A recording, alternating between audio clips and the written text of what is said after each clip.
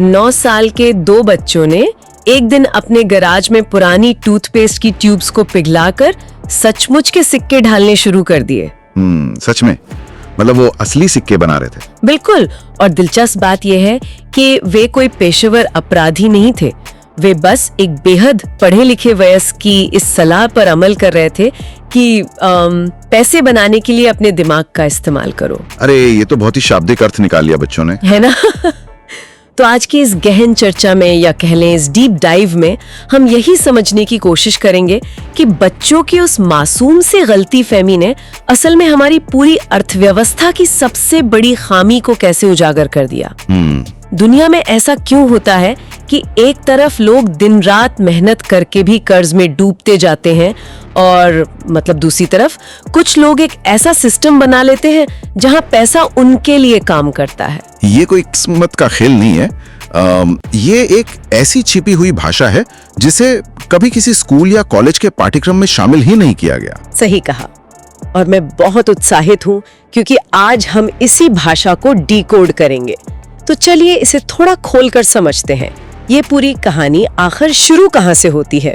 तो इस पूरी चर्चा की नींव साल 1997 के आसपास दुनिया के सामने आई एक ऐसी कहानी से जुड़ी है जिसने पारंपरिक वित्तीय ढांचे को हिलाकर रख दिया था। 1997। हाँ, कहानी एक ऐसे व्यक्ति की है जिसने अपने बचपन के अनुभवों के जरिए ये साबित किया कि जिस पैसे के पीछे पूरी दुनिया अपना जीवन लगा देती है वो असल में तकनीकी और मनोवैज्ञानिक रूप से वास्तविक है ही नहीं। रुकिए, पैसा वास्तविक नहीं है? ये तो बहुत बड़ा दावा है। बिल्कुल। शुरुआत में जब ये विचार सामने आया तो इसे सिरे से खारिज कर दिया गया था।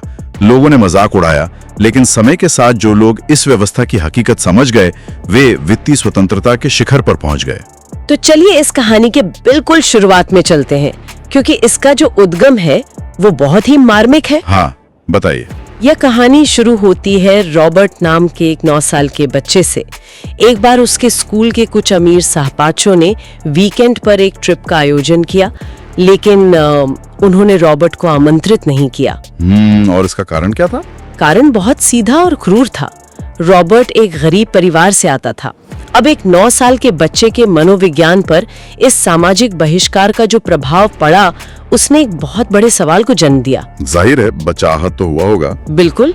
वो बच्चा अपने पिता के पास गया और उसने बहुत मासूमियत से पूछा कि पिताजी, आखिर अमीर कैसे बना जाता है? और यहीं से दो बिल्कुल अलग विचारधाराओं का सीधा टकराव शुरू होता है।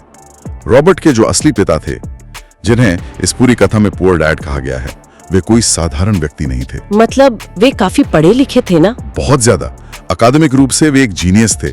उनके पास पीएचडी की डिग्री थी और उन्होंने 4 साल की कठिन पढ़ाई मात्र 2 साल में पूरी कर ली थी। अरे वाह, फिर तो उन्हें बहुत अमीर होना चाहिए था। यही तो उनके जीवन की सबसे बड़ी विडंबना थी। इतनी उच्च शिक्षा के बावजूद वे हमेशा आर्थिक तंगी और बिलों के बोझ तले दबे रहे। समझ रही हूँ। जब उनके बेटे ने अमीर बनने का रास्ता पूछा तो उनका जवाब समाज की उसी पुरानी प्रोग्रामिंग का हिस्सा था। उन्होंने कहा कि अच्छी तरह पढ़ाई करो, अच्छे ग्रेड्स लाओ और एक सुरक्षित नौकरी ढूंढ लो। लेकिन उस पारंपरिक सलाह के साथ उन्होंने एक और बात जोड़ दी थी कि पैसा बनाने के लिए अपने दिमाग का इस्तेमाल करो। हाँ, और जैसा कि हमने शुरुआत में बात की, एक बच्चा रूपकों को नहीं समझता। बिल्कुल नहीं। रॉबर्ट और उसके दोस्त माइक ने उस बात का एकदम शाब्दिक अर्थ निकाल लिया। उन दोनों जो टूथपेस्ट की ट्यूब्स होती थी वो शीशे या लेड की बनी होती थी। तो उन्होंने क्या किया? उन्होंने पूरे मोहल्ले से खाली ट्यूब्स इकट्ठा की, उन्हें पिघलाया और बाकायदा सांचे में डालकर सचमुच के सिक्के बनाने लगे। वे अक्षरशः पैसा बना रहे थे। क्या बात है! अरे ये तो गैर कानूनी है। इस घटना ने एक बहुत गहरे सच को उजागर किया। जब रॉबर्ट ने मासूमियत से कहा कि आपने ही तो कहा था कि दिमाग का इस्तेमाल करके पैसा बनाओ, हाँ, तो उनके पिता को यह एहसास हुआ कि वे खुद भी नहीं जानते कि असल में संपत्ति का निर्माण कैसे होता है। अकादमिक ज्ञान और वित्तीय साक्षरता 2 बिल्कुल अलग चीजें हैं। सही कहा। इसीलिए उन्होंने रॉबर्ट को माइक के पिता के पास भेजा, जो केवल 8वीं पास थे, लेकिन अपने व्यावहारिक ज्ञान के दम पर उस शहर के सबसे अमीर लोगों में से एक बन चुके थे। उन्हें ही रिच डैड की उपाधि दी गई। अगर हम इसे एक रूपक के जरिए समझें तो संपत्ति बनाना एक सेब का बगीचा लगाने जैसा है। वो कैसे? मतलब शुरुआती कई सालों तक इंसान को सिर्फ मिट्टी में पानी डालना पड़ता है, बीज की देखभाल करनी पड़ती है और बदले में कुछ नहीं मिलता। लेकिन जब पेड़ बड़ा हो जाता है तो वो जीवन भर फल देता है। बहुत सही उदाहरण है ये। वहीं दूसरी तरफ पारंपरिक शिक्षा हमें सिखाती है कि भूख लगने पर हर दिन सुपरमार्केट जाओ और सेब खरीद लाओ। ये तुरंत भूख तो मिटा देता है, लेकिन इंसान कभी उस पेड़ का मालिक नहीं बन पाता। बिल्कुल। स्कूल हमें एक बेहतरीन कर्मचारी बनना सिखाते हैं। ये सिखाते हैं कि सिस्टम के अंदर रहकर काम कैसे करना है। लेकिन वे ये कभी नहीं सिखाते कि उस सिस्टम का निर्माण कैसे किया जाता है। ये बागीचे वाला उदाहरण पूरी तरह से उस तरीके पर लागू होता है जिस तरीके से रिच डैड ने उन बच्चों को प्रशिक्षित किया। उन्होंने क्या किया? कोई क्लासरूम बनाया क्या? नहीं, उन्होंने कोई बोर्ड पर लेक्चर नहीं दिया। उन्होंने सीधे तौर पर रॉबर्ट और माइक को अपने एक स्टोर में काम पर रख लिया। अच्छा। और वो भी मात्र 10 सेंट प्रति घंटे की दर से। बच्चों को हर वीकेंड अपना खेल कूद छोड़कर उस स्टोर में धूल फांकनी पड़ती थी और डिब्बे साफ करने पड़ते थे। और किसी भी इंसान के लिए, खासकर एक बच्चे के लिए, जब उसकी मेहनत का उचित वित्तीय प्रतिफल न मिले तो हताशा लाजमी है। हाँ बिल्कुल। चौथे हफ्ते तक रॉबर्ट का धैर्य जवाब दे गया। उसे लगा कि उसका खुलेआम शोषण हो रहा है। वो गुस्से में तमतमाता हुआ रिच डैड के पास पहुंचा और सीधे नौकरी छोड़ने की धमकी दे दी। उसने आरोप लगाया कि वे लालची हैं और अमीर बनने का रहस्य सिखाने के वादे से मुकर रहे हैं। आपको पता है, रिच डैड असल में इसी विद्रोह का इंतजार कर रहे थे। अच्छा, क्यों? उन्होंने बहुत शांति से रॉबर्ट से कहा कि तुम अब बिल्कुल मेरे उन कर्मचारियों की तरह बात कर रहे हो जो जिंदगी भर मेरे लिए काम करते हैं। अरे, उन्होंने समझाया कि जब किसी व्यक्ति को लगता है कि उसकी सैलरी कम है तो उसकी पहली प्रतिक्रिया क्या होती है? वो काम छोड़ देता है। हाँ, और एक नई नौकरी ढूंढने लगता है। बिल्कुल, इस उम्मीद में कि कुछ हजार रुपए की अतिरिक्त सैलरी उसकी सारी वित्तीय समस्याएं सुलझा देगी। लेकिन हकीकत में समस्या वहीं की वहीं रहती है। ऐसा क्यों? क्योंकि समस्या सैलरी नहीं है, बल्कि उस इंसान की वित्तीय समझ होती है। रुकिए, इस तर्क में मुझे एक बहुत बड़ी खामी नजर आ रही है। बताइए, क्या खामी है? हम ये कैसे भूल सकते हैं कि इंसान को अपना पेट भरने के लिए, सिर पर छत के लिए और बुनियादी बिल चुकाने के लिए एक निश्चित आय की जरूरत होती ही है।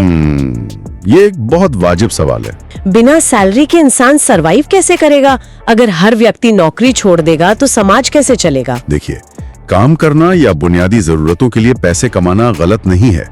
रिच डैड का इशारा चूहा दौड़ यानी रैट रेस के उस मनोवैज्ञानिक जाल की तरफ था। Rat race? हाँ, जहां सैलरी एक जरूरत से बढ़कर एक लत बन जाती है। इसे ऐसे समझिए, जब किसी व्यक्ति की पहली सैलरी आती है तो उसके दिमाग में डोपामाइन रिलीज होता है। खुशी मिलती है बहुत ज्यादा। बिल्कुल। वो उस पैसे से एक बड़ा घर लोन पर लेता है, ईएमआई पर एक नई गाड़ी निकालता है, महंगी गैजेट्स खरीदता है। अब उसकी बुनियादी जरूरतें नहीं बढ़ी हैं, बल्कि उसका लाइफस्टाइल इन्फ्लेशन हो गया है। दिखावे के खर्चे बढ़ गए हैं। और फिर महीने के अंत में उसका बैंक अकाउंट खाली हो जाता है। एकदम सही। और अगले महीने उस लाइफस्टाइल को बनाए रखने के लिए और उन ईएमआईज को चुकाने के लिए उसे वापस उसी नौकरी पर जाना पड़ता है जिससे वो नफरत करता है। तो मतलब वो इंसान अपनी इच्छाओं और अपने डर का गुलाम बन चुका है। पहली तारीख को सैलरी का नशा मिलता है और बाकी पूरा महीना वो इंसान उसी नशे की आपूर्ति के लिए पागलों की तरह काम करता है। सटीक विश्लेषण। और इसी चक्र को तोड़ने के लिए रिच डैड ने उन बच्चों के सामने एक बहुत ही कठोर शर्त रखी। क्या शर्त थी? उन्होंने कहा कि अब तुम दोनों मेरे स्टोर में काम करोगे, लेकिन मैं तुम्हें इसके लिए एक भी पैसा नहीं दूंगा, बिल्कुल मुफ्त।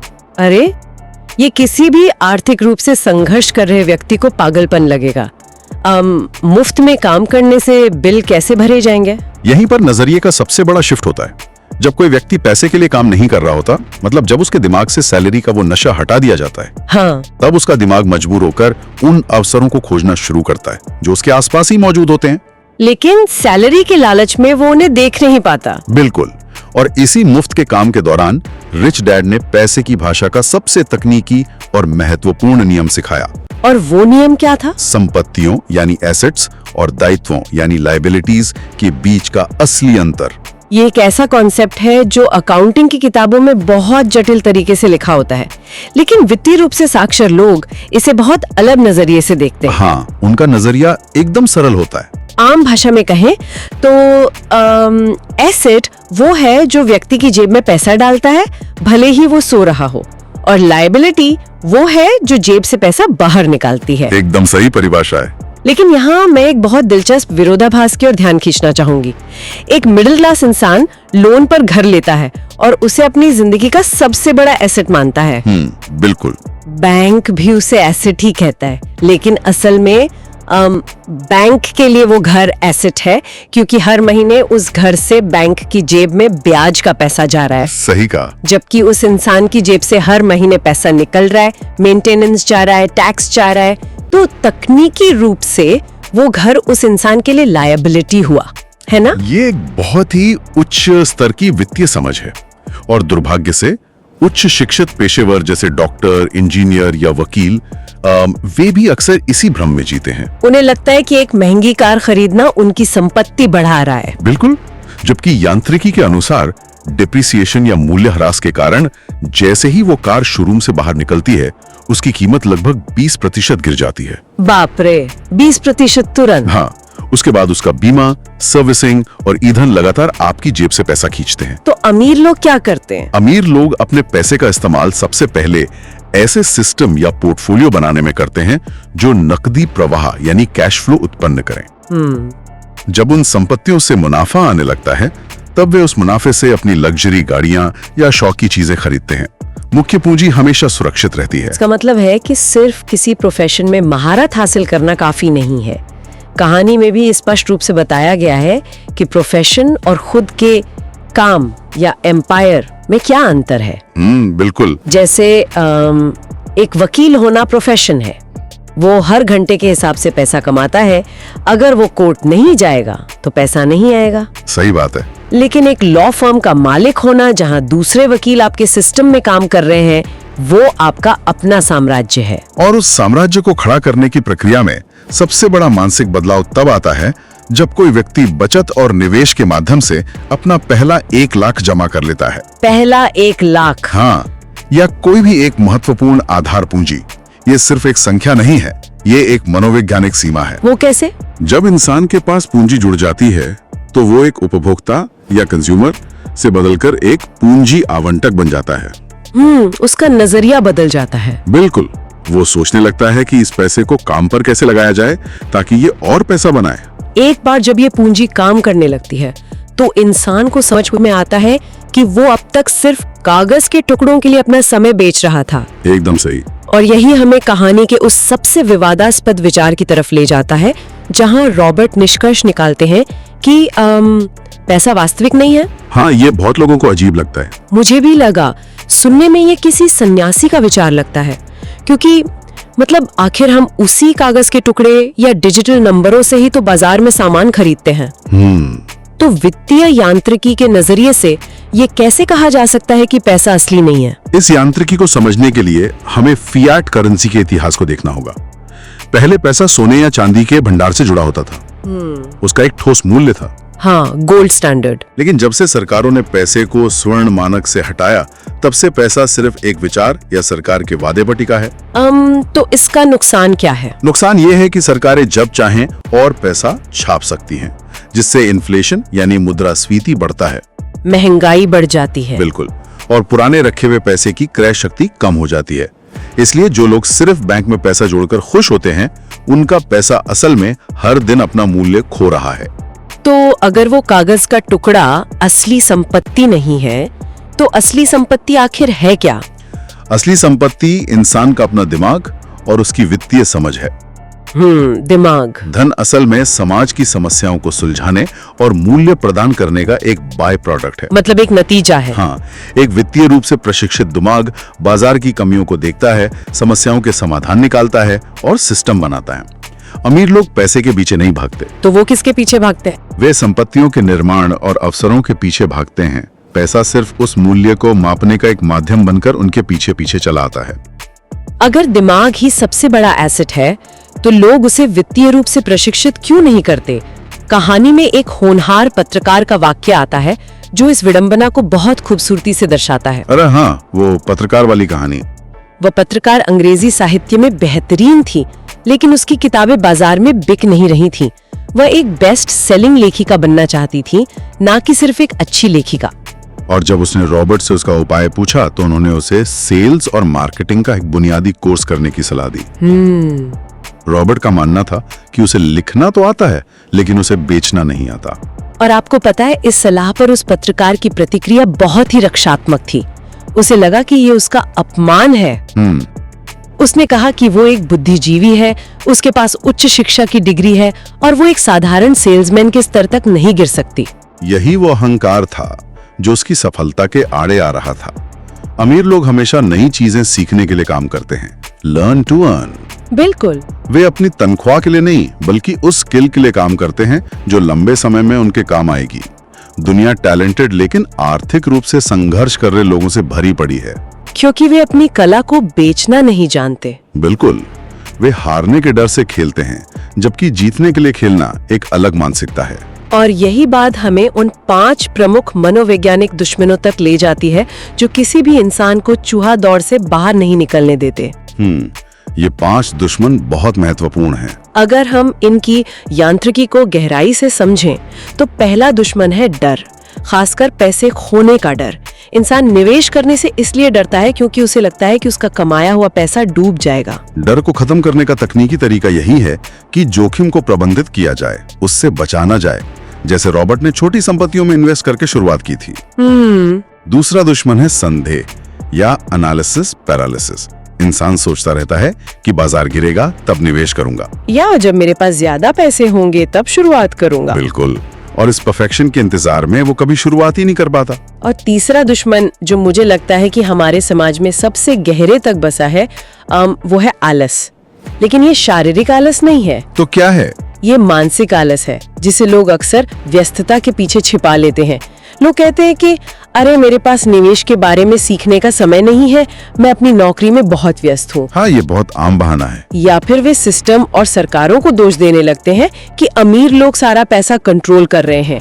असल में ये दिमाग का एक बहाना है ताकि उसे नई चीजें सीखने की मानसिक मेहनत न करनी पड़े। बिल्कुल, और ये मानसिक आलस चौथे दुश्मन से जुड़ा है, जो है अहंकार, ईगो। हाँ, जब कोई व्यक्ति अपने क्षेत्र में बहुत पढ़ा लिखा या सफल होता है तो उसे लगता है कि वो वित्तीय मामलों में भी विशेषज्ञ है।